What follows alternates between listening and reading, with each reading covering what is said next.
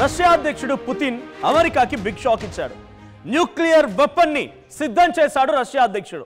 పదే పదే నువ్వు నాకు చెప్పి ఉక్రెయిన్తో యుద్ధమాపు అని చెప్పి నాతో వార్నింగ్ ఇవ్వడాలు, నాపై స్నేహభావంగా ఉన్నటువంటి దేశాలపైన నువ్వు టారిఫ్ పెంచాలి, ఇవన్నీ ఎందుకు ఇక తేల్చుకుందాం నువ్వు అని వినట్టుగా రష్యా అధ్యక్షుడు డైరెక్ట్గా వార్నింగ్ ఇచ్చినట్టు కనబడుతోంది. ఇప్పుడు ఒక బిగ్ షాక్ ఇచ్చాడు. రేడియో యాక్టివ్ వేవ్స్ సృష్టించేటువంటి ఒక న్యూక్లియర్ వెపన్.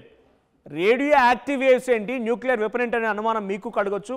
ఎస్, ఒక అద్భుతమైన టెక్నాలజీని ఉపయోగించి పోసిడాన్ టర్బైడ్ అనేటువంటి సబ్మెరైన్ మిసైల్ని సిద్ధం చేశాడట పుతిన్.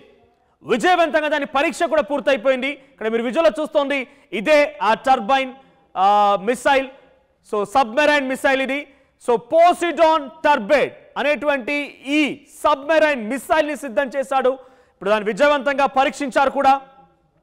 పోసిడాన్ ప్రయోగం పైన పుతిన్ అధికారికంగా ప్రకటించేశారు. సముద్రంలో ఇది స్థిరంగా ఉంటుంది. సబ్మెరైన్ ఎక్కడ ఉంటుంది? బేసిక్గా సబ్మెరైన్ అనేది సముద్రంలో అండర్ వాటర్ ఇది ప్రయాణిస్తూ ఉంటుంది. సో వాటర్లో ప్రయాణించేటువంటి దీనివల్ల ఏం జరుగుతుంది అని అంటే, ఒక్కసారి ఈ మిసైల్ని ప్రయోగించామంటే అది సముద్రంలో వేవ్స్ని సృష్టించి సునామీని తీసుకొస్తుందట. సునామీని తీసుకొచ్చేటువంటి శక్తి దీనికి ఉంటుందట. బేసిక్గా సునామీ రావాలంటే ఏం జరగాలి? భూమిలో ఎక్కడో ఒక చోట, ముఖ్యంగా సముద్ర గర్భంలో భూకంపం రావాలి. అప్పుడే టెక్టానిక్ ప్లేట్స్లో కదలికల మూలంగా సునామీ అనేది వస్తుంది. గతంలో జపాన్లో వచ్చింది కానివ్వండి, ఇంకా కొన్ని సందర్భాల్లో కొన్ని ప్రాంతాల్లో వచ్చిన సునామీ ఎలా వచ్చింది. భూకంపం వస్తే దాని తాలూకా తర్వాత పర్యవసనమే ఈ సునామీ. సో సునామీ రావాలంటే భూకంపం అనేది మనం గతంలో విన్నాం. కాబట్టి ఇప్పుడు ఏకంగా భూకంపం వస్తే ఎటువంటి వేవ్స్ అయితే సృష్టించబడతాయో అటువంటి వేవ్స్ సృష్టించగలిగే శక్తి ఇప్పుడు పోసిడాన్ మిసైల్కి ఉంది. ఈ పోసిడాన్ టర్బైడ్ అనేటువంటి ఈ సబ్మెరైన్ మిసైల్కి ఉంది. సో అంతటి ఒక రేడియో యాక్టివ్ వేవ్స్ని సృష్టించి సునామీని క్రియేట్ చేయగలిగే శక్తి ఉంది. మరి ఇప్పుడు దీన్ని ఎలా ప్రయోగించబోతున్నాడు? అమెరికా పదే పదే యుక్రెయిన్ పైన యుద్ధాన్ని ఆపండి అని చెప్పి రష్యాకు చెప్తున్న నేపథ్యంలో ఇక తాడో పేడో తేల్చుకుందామనే ఒక ఉద్దేశంతో ఉన్నాడా రష్యా అధ్యక్షుడు? ఈ సబ్మెరైన్ ఉపయోగించి, పోసిడాన్ టర్బైడ్ సబ్మెరైన్ ఉపయోగించి అమెరికాలో సునామీ సృష్టించాలనుకుంటున్నాడా? సో ఇప్పుడు సిచ్యువేషన్ చూస్తూ ఉంటే కొంచెం చేతి జారిపోయింది అనిపిస్తోంది. రష్యాతో స్నేహభావం ఉన్నటువంటి ఇండియా పైన, చైనా పైన టారిఫ్లు పెంచడాలు, ఒత్తిడి తీసుకురావడం ఇవన్నీ సరిపోయాయి. ఇక పదే పదే ఉక్రెయిన్పై యుద్ధాన్ని ఆపాలని చెప్పి మమ్మల్ని చెప్తున్నావు, కానీ ఉక్రెయిన్ ఒక్క మాట అనడం లేదు. సో రేపో మాపను యుక్రెయిన్ వైపు వెళ్ళబడి మాపై యుద్ధం చేసిన ఆశ్చర్యపోవాల్సిన పని లేదు. ఇరాన్ ఇజ్రాయెల్ యుద్ధంలో ఇజ్రాయెల్ వైపు వెళ్ళబడి ఇరాన్పై యుద్ధం చేసినట్టు. కాబట్టి మా అంతరం మేము రక్షించుకోవాలి, కాబట్టి మేము ఇటువంటి అణ్వాయుధాలని మేము ప్రయోగిస్తున్నామని చెప్పి రష్యా అధ్యక్షుడు అంటున్నాడు. ఇక రష్యా వరుస అణుప్రయోగ విన్యాసాలతో టెన్షన్ మొదలైంది. ఇటీవలే అమెరికాతో ఒక బిగ్ డీల్ని కూడా రద్దు చేసుకుంది. ప్లూటోనియం డీల్ని ఇప్పుడు పుతిన్ అమెరికాతో రద్దు చేసుకున్నాడు. ఇక బ్యూరోవెస్నిక్ క్రూజ్ మిసైల్ని ప్రయోగం కూడా చేపట్టింది రష్యా. ఒకసారి మనం విజువల్ చూస్తున్నాం. కింద సముద్ర గర్భంలో నుంచి, సముద్ర మధ్యలో నుంచి, ఆ నీళ్ళలో నుంచి పరుగులు పెడుతుంది ఇదే ఆ మిసైల్. ఆ మిసైల్ సబ్మెరైన్. సో పోసిడాన్ టర్బైడ్ సబ్మెరైన్ అదే. సో ఈ మిసైల్ని ప్రయోగించి ఇప్పుడు మరి రష్యా అధ్యక్షుడు ఏం చేయబోతున్నాడు, ఎటువంటి ఆసక్తికర పరిణామాలు చోటు చేసుకున్నాయో మరింత క్లుప్తంగా గతంలో కొన్ని హిస్టరీకి సంబంధించిన అంశాలు కూడా మాట్లాడుకుందాం. అంతకంటే ముందు రష్యా అధ్యక్షుడు పుతిన్ మాట్లాడాడు. పుతిన్ ఏం మాట్లాడాడో చూద్దాం. Безэкипажные подводные изделия «Посейдон», тоже с ядерной энергетической установкой.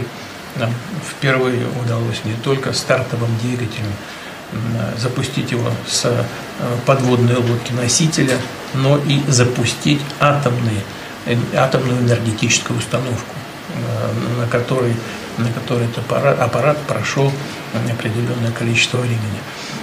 Это огромный успех, потому что, ну, кроме всех преимуществ, о которых я говорил в отношении буревестника, здесь тоже минимальные размеры. Здесь, если там в 1000 раз меньше, чем атомный реактор на подводной лодке, здесь в 100 раз меньше, чем атомный реактор на подводной лодке.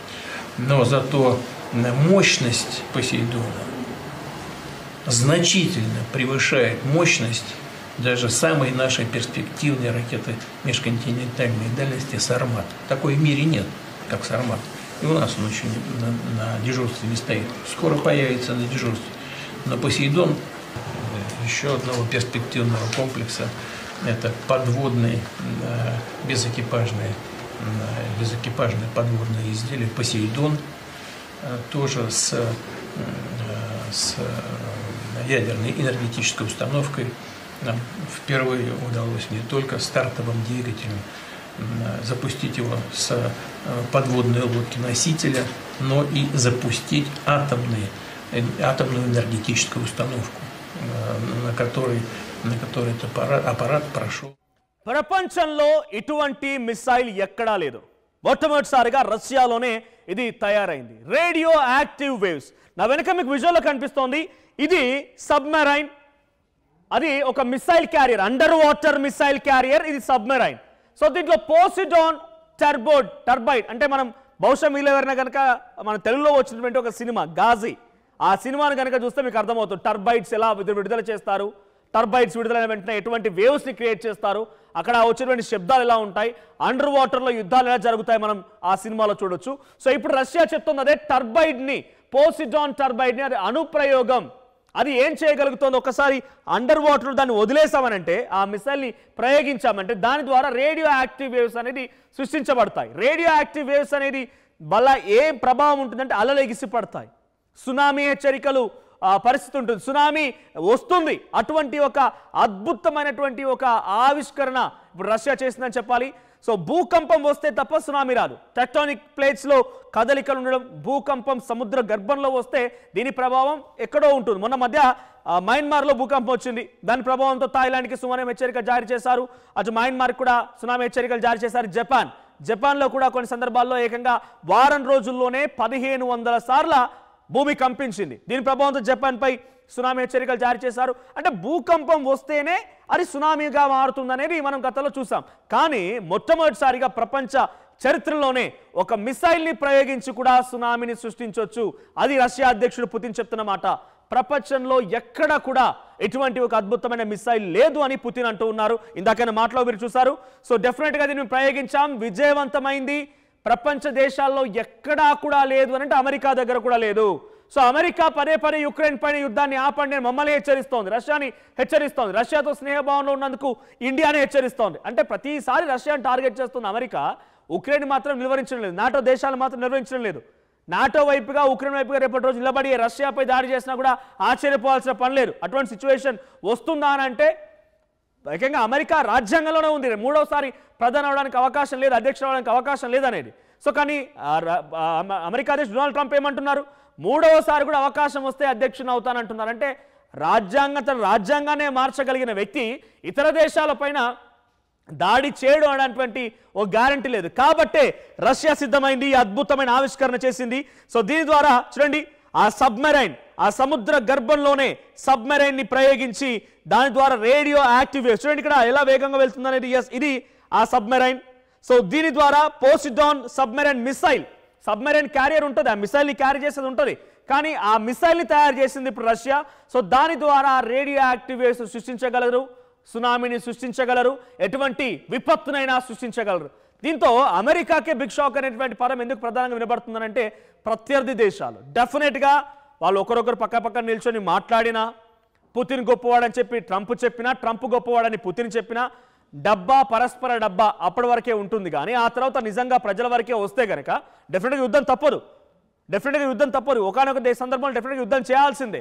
సో అటువంటి సిచ్యువేషన్ డైరెక్ట్ ఆర్ ఇండైరెక్ట్ యుద్ధంలో తమ వంతు శక్తిని ప్రయోగించారు. ఎందుకంటే మొన్న మధ్య అమెరికా ఏదో ఒక దారిన వెళ్ళిపోయి ఇరాన్పై న్యూక్లియర్ స్థావరాల్ని కూల్చే విధంగా మిసైల్స్ వేసి వచ్చిందో అక్కడ ఇరాన్లో న్యూక్లియర్ స్థావరాలు పూర్తిగా ధ్వంసం అవ్వడం మనం చూసాం.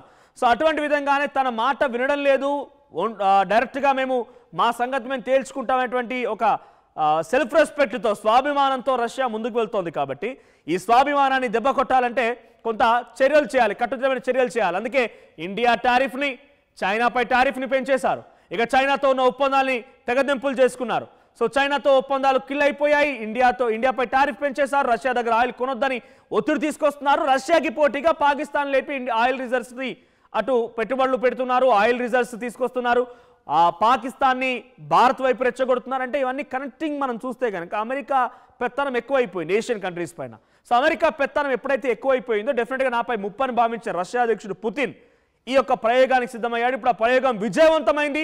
ఇక ఇటువంటిది ప్రపంచ దేశాల్లో ఎక్కడా లేదు అనే మాటని తనే చెప్తున్నాడని డెఫినెట్గా ఈ ఎంత పెద్ద ప్రభావం చూపించబోతుందని మాత్రం చాలా క్లియర్గా అర్థమవుతోంది. సో రష్యా అధ్యక్షుడు పుతిన్ మళ్ళీ చాలా క్లియర్గా దూసుకొస్తున్నాడు.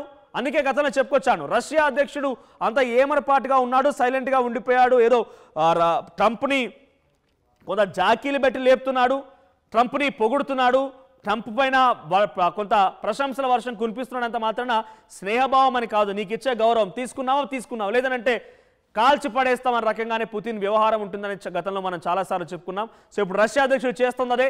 రష్యాలో మరొక అద్భుతమైనటువంటి ఆవిష్కరణ సిద్ధమైంది. మరి ఆవిష్కరణ తర్వాత అటు ప్రపంచ దేశాలు ఎలా చూస్తాయి, మరీ ముఖ్యంగా అణుప్రయోగం అనేటువంటి పదాన్ని పుతిన్ మాట్లాడుకొచ్చాడు కాబట్టి దీన్ని ట్రంప్ ఎలా చూస్తాడు, ట్రంప్ రియాక్షన్ ఏముంటుందో చూడాల్సిన అవసరం అయితే ఉంది. సో మీ అభిప్రాయం ఏంటి? నిజంగానే ఓ సిచ్యువేషన్ వచ్చి రష్యా అమెరికా మధ్య యుద్ధమే జరగాల్సి వస్తే మనం ఎటువైపుగా ఉండాలి, భారతీయం ఎటువైపుగా నిలబడాలి? అసలైన తొలి వెలుగు. ఫాలో వాట్సాప్ @తొలి వెలుగు official.